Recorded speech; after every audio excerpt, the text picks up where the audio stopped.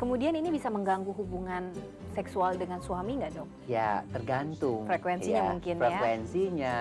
Dan juga apakah dia terobsesi nggak dengan masturbasi itu. Jangan sampai akhirnya dia lebih menikmati masturbasi daripada hubungan seks dengan suaminya. Karena Heeh. ternyata lebih menyenangkan. Nah, itu dia harus bisa memilah-milah ya. Hubungan seks dengan suaminya tetap berjalan. Tapi juga untuk kehidupan dia pribadi juga dia punya waktu-waktu untuk melakukan masturbasi. Jadi it's okay, dua-duanya juga.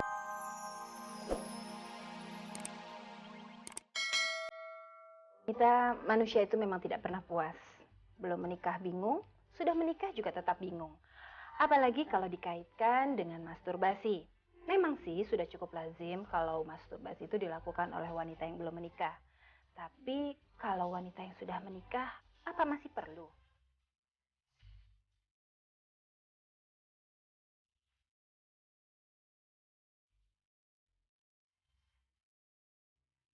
Nah, untuk menjawab keraguan ini nanti akan ada obrolan dengan Dr. Boyke Dianugraha dalam segmen To The Point. Namun sebelumnya kita dengarkan dulu apa pendapat teman-teman saya tentang hal ini. Masturbasi setelah kita mempunyai pasangan atau sudah menikah, menurut saya mungkin aja bisa dilakukan. Ya entah itu untuk variasi mungkin. Kan kalau misalnya tidak ada istrinya mungkin tidak bisa melayani, ya dengan masturbasi caranya daripada ke hal-hal yang lebih apa ya, kayak misalnya jajan mungkin, jangan, mendingan masturbasi aja. Aduh, untuk masturbasi begitu enggak tuh gitu ya. Saya orangnya bisa walaupun saya belak-belakan gitu, orangnya kayaknya emosian, tapi saya untuk yang satu ini untungnya saya bisa menghandle emosi itu gitu. Saya masih bisa apa, ya ada lah untuk menahan emosi seperti itu. Saya masih bisa panggil Ca gitu. Wanita, demikianlah tadi pendapat dari teman-teman saya. Dan sekarang kita tanyakan saja apa yang paling benar, apa yang paling tepat pada Dr. Boyke Dianugraha. Halo dokter, apa kabar? Halo, Dian, apa kabar? Iya, kita lagi ngobrolin soal masturbasi nih dokter. Sebenarnya lazim nggak sih di kalangan wanita pada umumnya masturbasi itu? Ya, jadi penelitian, tapi penelitian ini di luar ya, bukan di Indonesia. Itu memang pasangan yang menikah itu juga masih melakukan masturbasi. Ada yang mengatakan sekitar 60%. Ya. Dan itu lazim saja sebenarnya, karena kan masturbasi itu kan salah satu bentuk pelampiasan seksual. Kalau kadang-kadang tidak ada pasangannya jauh, ya misalnya suaminya pelaut, atau misalnya suaminya pergi untuk jangka waktu yang cukup lama. Sementara kebutuhan seks itu kan terus datang ya, karena salah satu pelampiasannya yaitu dengan masturbasi itu tadi gitu loh. Jadi lazim-lazim saja. Tapi kalau misalnya suaminya juga ada masih masturbasi, ya lazim-lazim saja juga. Kenapa? Karena kepuasan seks bermasturbasi dengan berhubungan seks itu beda. Mungkin ketika dia melakukan hubungan seks dengan suaminya ya, dia tidak mendapatkan seks yang memuaskan karena mungkin suaminya juga tidak mengetahui titik-titik erogen, titik-titik mana yang menyenangkan untuk disentuh. Tapi kalau dia melakukannya itu sendiri misalnya, dia bisa kekuatannya, tekanan-tekanannya, usapan-usapannya sesuai dengan keinginan dia, dan mungkin dia bisa memfantasikan orang yang membuat dia bergairah gitu. Jadi wajar-wajar aja, lazim-lazim saja secara medis ya. Secara medis. Nah, bisa nggak dok dibilang kalau masturbasi itu juga bisa dibilang kalau menjadi tempat pencarian wanita terhadap organ-organ atau tempat-tempat sensitifnya gitu. Karena dengan masturbasi mungkin dia bisa mencari di mana dia yang paling senang dipegang gitu. Itu bisa dibilang begitu juga nggak? Iya.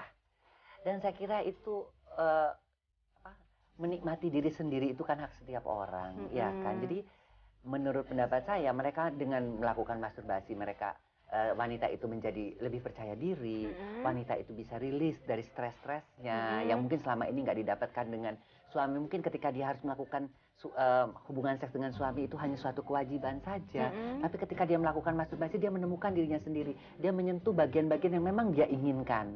Jadi di sini artinya kalau boleh dikatakan ya, itu adalah sebagai pencarian diri si wanita itu sendiri sebenarnya. Kemudian ini bisa mengganggu hubungan seksual dengan suami nggak dok? Ya tergantung. Frekuensinya ya, mungkin ya. frekuensinya. Dan juga apakah dia terobsesi nggak dengan masturbasi itu. Jangan sampai akhirnya dia lebih menikmati masturbasi daripada hubungan seks dengan suaminya karena ternyata lebih menyenangkan. Nah itu dia harus bisa memilah-milah ya. Hubungan seks dengan suaminya tetap berjalan, tapi juga untuk kehidupan dia pribadi juga dia punya waktu-waktu untuk melakukan masturbasi. Jadi it's okay, dua-duanya juga bisa dipenuhi gitu. Dan saya kira melakukan masturbasi itu tidak sepenuhnya orang selalu berpikir kan sudah ada pasangannya, kenapa sih masih juga gitu. Ya kita tidak menyadari bahwa seks itu tidak hanya sekedar artinya untuk kepuasan mereka berdua saja, tapi kadang-kadang mereka membutuhkan kepuasan yang khusus, itu yang didapatkan dari masturbasi. Mungkin dia bisa berfantasi, dia bisa menyentuhnya dengan perasaan yang dia sendiri inginkan, yang tidak dia dapatkan dari suami. Sekali lagi itu faktornya. Oh, benar nggak dok? Katanya masturbasi kalau terlalu banyak frekuensinya bisa mengurangi sensitivitas bagian intim kita. Enggak juga, itu kan mitos, Enggak ya? kan? Kita harus tahu juga bahwa memang bagian intim wanita itu kan memang banyak syaraf-syaraf, pembuluh-pembuluh darah, ya. Dan dengan sering menyentuh bagian-bagian di situ sebenarnya sering kita melakukan aktivitas mengaktifasi ya bagian-bagian di sana, dan itu oke-oke aja, tidak akan berkurang kok sensitifnya. Jadi nggak usah takut. Nggak usah takut kok. Soalnya kan banyak yang berpikir kalau terlalu sering di tempat yang sama lama-lama bisa jadi imun. Oh enggak juga. Enggak ya tidak. dok? Kan orang banyak juga yang melakukan hubungan seks sering-sering kok bukannya makin imun kok, tapi makin kenikmatannya tetap aja gitu loh. Jadi nggak usah takut dengan hal tersebut. Oke. Gitu. Lalu ada dampak buruknya nggak dok masturbasi ini, baik secara psikis maupun? Iya. Jadi masturbasi itu kan pemuasan diri sendiri ya, dengan istilah orang swalayan lah, mengatakan ya. Nah kita juga harus melihat bahwa seringkali si wanita itu akhirnya merasakan yang saya takutkan tadi ya, merasa ternyata lebih enak diri sendiri loh, ketimbang dengan suaminya. Nah itu yang harus kita hindarkan ya. Jadi itu mungkin dampak buruknya. Tapi dampak baiknya banyak ya, banyak sekali. Terutama saya banyak menemukan ya kasus-kasus wanita-wanita yang sudah ditinggal suaminya, meninggal atau ketinggal jauh, pelaut dan sebagainya. Dia tidak perlu harus sampai berzina, menularkan penyakit kelamin dan sebagainya. Dia tetap bisa membuat dirinya bahagia, dirinya merasa berarti, dia bisa menjadi dirinya sendiri dengan melakukan masturbasi. Itu dampak positifnya. Dan dia tetap setia. Dan dia tetap setia dengan suaminya tanpa harus melakukan penyelewengan. Jadi ya selalu dalam suatu keputusan yang dipilih ada dampak buruk dan ada dampak baiknya, positifnya. Tapi kita usahakan bahwa dampak buruknya itu kita eliminasi dengan tetap mencintai suami. Ya kalau udah ada suami, kenapa sih nggak melakukan dengan suami gitu. Tapi kalau suami jauh ya mau diapakan lagi. Karena kalau kebutuhan seks itu datang ya kita juga, itu anugerah kok diberikan Tuhan kepada kita. Kenapa kita nggak salurkan? Iya dokter, kalau menurut pengalaman dokter mungkin dari beberapa pasien yang ada gitu, wanita yang sudah menikah yang melakukan masturbasi kemudian diketahui oleh suaminya itu bagaimana dok? Tergantung kebijakan suaminya. Suaminya yang modern ya, dia bisa menerima. Biasanya dia mengatakan ya saya juga menghargai bahwa kamu ingin dengan diri kamu sendiri saat itu gitu ya. Tapi mungkin bukan suami-suami yang ortodoks yang sangat tidak bisa berpersepsi yang selalu mengatakan kan udah ada gue gitu, selalu bahwa dianya tuh yang harus dianggap paling hebat. Nah itu mungkin akan timbul konflik. Ya pernah sampai datang ke dok, kok Matia saya pernah ngelihat istri saya begini dok, kenapa loh? Saya bilang itu wajar saja dalam satu perkawinan. Saya bilang itu mungkin ini, tapi saya merasa dianggap berarti tidak berharga oleh dia. Karena saya sepertinya dianggap bahwa saya tidak bisa memuaskan dia, kemudian dia memuaskan diri sendiri loh. Tidak selalu seperti itu. Sama dengan pria juga.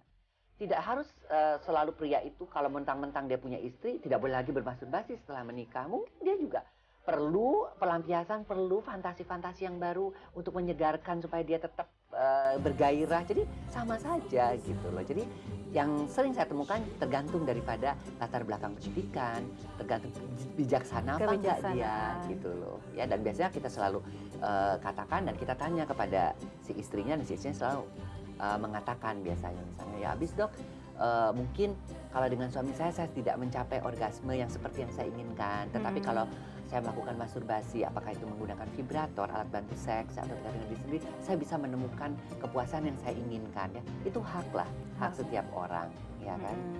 Kemudian ada resiko nggak dok kalau melakukan masturbasi? Ya. Secara medisnya? Ya, secara medis. Kalau mau menggunakan alat bantu, hati-hati. Ya, karena kan wanita kan banyak vibrator, macam-macam kan. Sekarang meskipun kita tahu di beberapa tempat juga kan ada yang menjual ya, meskipun kadang-kadang masih secara takut-takut ya, alat-alat untuk membantu, alat bantu seks ya, seperti vibrator, dildo dan sebagainya.